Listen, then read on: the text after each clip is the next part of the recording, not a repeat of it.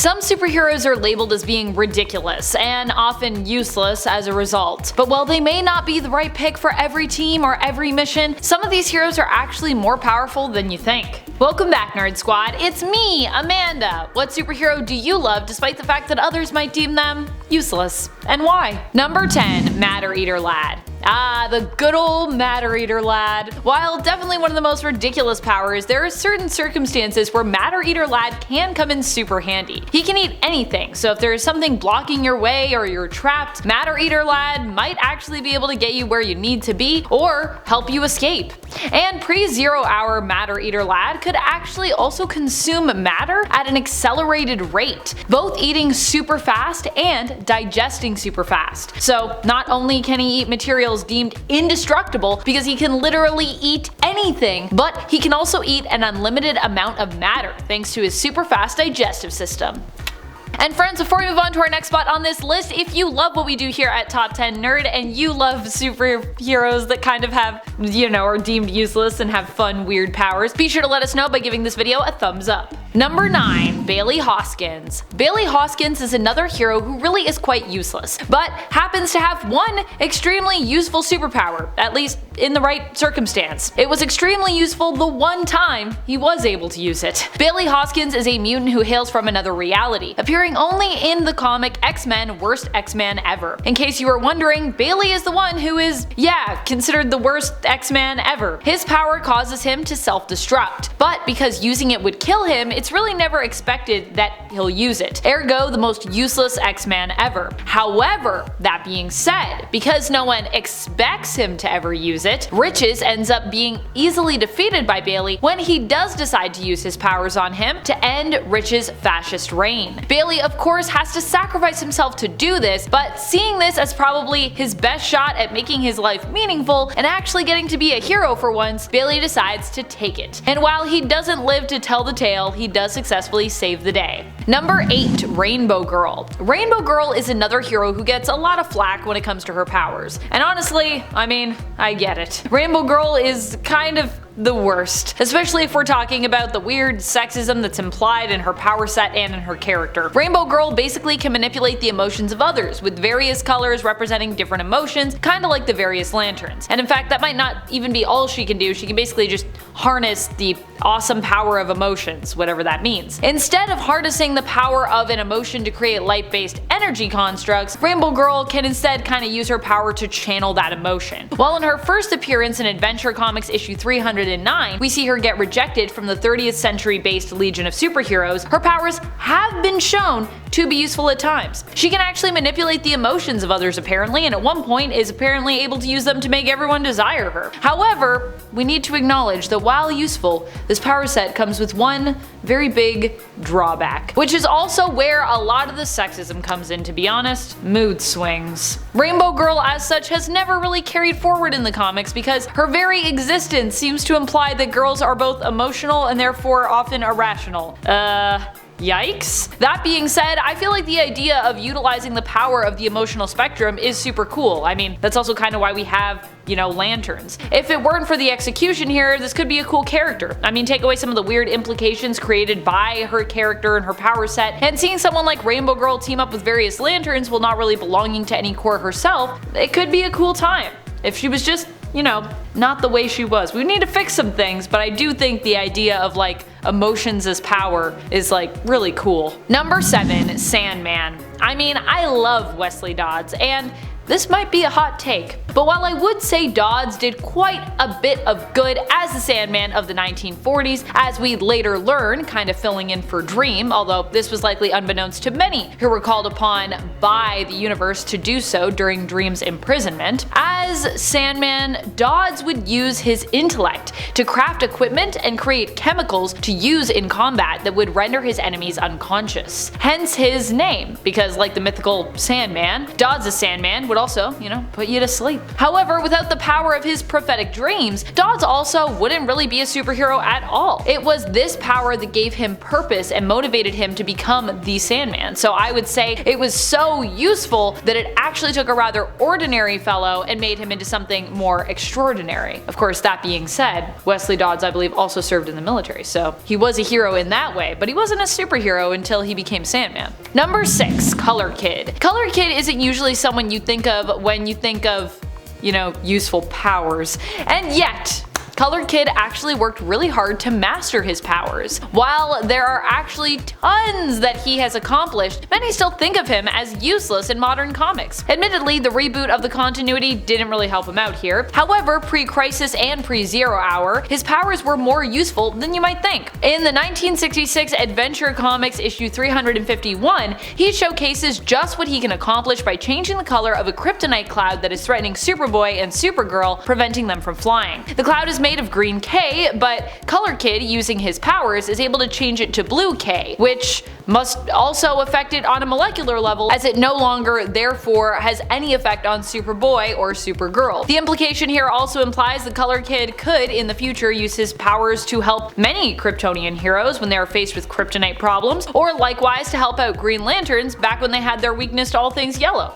So he could be actually really useful. Number 5. Jubilee. When most people think of Jubilee, they think of the 90s X-Men animated series, I imagine. Here, Jubilation Lee was introduced to us as a bratty young mall rat teen who had run away from home and whom the X-Men came across and then decided to take in. One of the first times we see her use her powers, she accidentally destroys an arcade game in the show. But in reality, Jubilee in the animated series really only runs away from home because her foster parents sick a sentinel on her, causing Jubilee to run away for her own safety. And while she does totally destroy that arcade game, she is also young and her powers have just manifested, and she's probably feeling, you know, a bit stressed because she has no home and she has to live in a mall. Jubilee's powers in the comics would develop to a point that they were considered to be not just useful, but even some of the most powerful abilities that we've possibly seen, with Emma Frost once stating that Jubilee had the potential to cause explosions at a subatomic level. In other words, Jubilee's powers could make her as useful or as destructive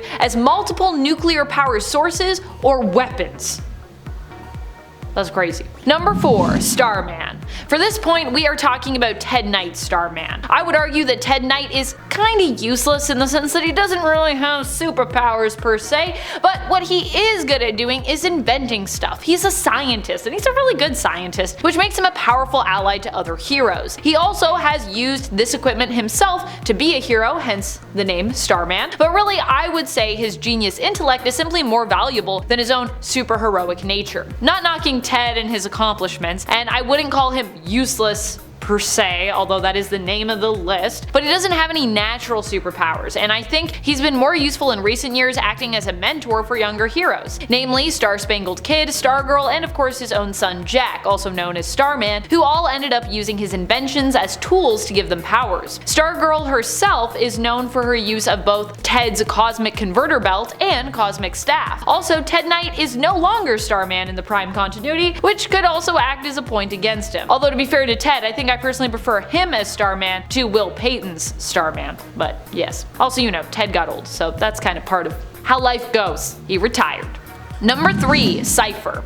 Cypher I'd like to rank a little bit higher up on this list because calling him useless feels kind of ridiculous in modern times. By the way, the parameters for my ranking here is I kind of tried to rank the people that, you know, people see as useless but who are actually secretly like really OP as higher, so I hope that makes sense. I also feel like people calling Cypher useless is kind of mean. It's hard for me to genuinely call really anyone useless, to be honest, whether they be fictional or real world. Okay, honestly, some real world people are kinda useless, but in a fictional world, I can imagine, at least, that no one really is. I can imagine that, so just let me have it. However, Cypher is still one of those characters that people attribute as being useless, and so for that reason, we're gonna count him on this list. But of course his powers actually happen to be some of the most useful, especially when we consider that they also apply to Cypher being able to communicate with technology and using his ability to understand and communicate in all languages to become skilled in the language of fighting, which yeah, that's a language apparently. A physical language, get it? Except that he was once again proven to be somewhat useless during the Otherworld tournament when Magic trained him because, well, he wasn't very good at fighting there for some reason. Which kinda contradicts the other stuff that I know, but hey. Number 2, Dazzler. Dazzler is another one of my all-time favorite superheroes. And of course she's on a useless superhero list.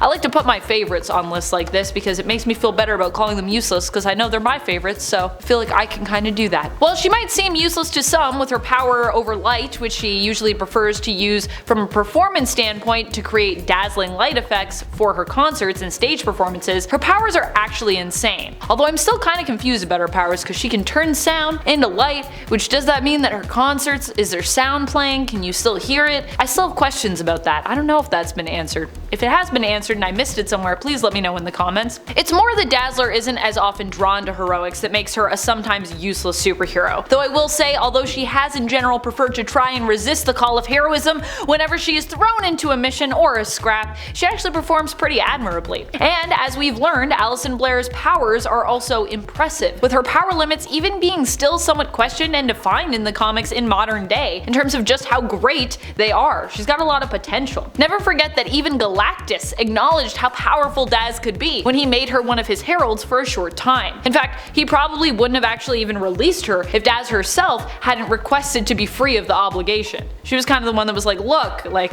this is cool and all, but I gotta go be a singer, so send me back, man. Number 1, Squirrel Girl. Squirrel Girl is one of my all-time favorite superheroes characters. I love Doreen, you know this, but I cannot ignore the fact that on paper, when I write it all down, her powers, her mutation, well, it does all sound pretty ridiculous. And she should, by all intents and purposes, not be as OP as we know her to be. However, that being said, I feel like we need to acknowledge the fact that her powers, or more likely her people skills, are insanely useful and insanely powerful. Squirrel Girl has the ability to befriend pretty much anyone, no matter their alignment, and is really, and I mean really, good at helping convince criminals to call it quits, either for the day or for the rest of their life, reforming them in some cases permanently, or as permanently as one can in comics, with just a quick pep talk. This means that often when Squirrel Girl is involved, she doesn't even have to fight villains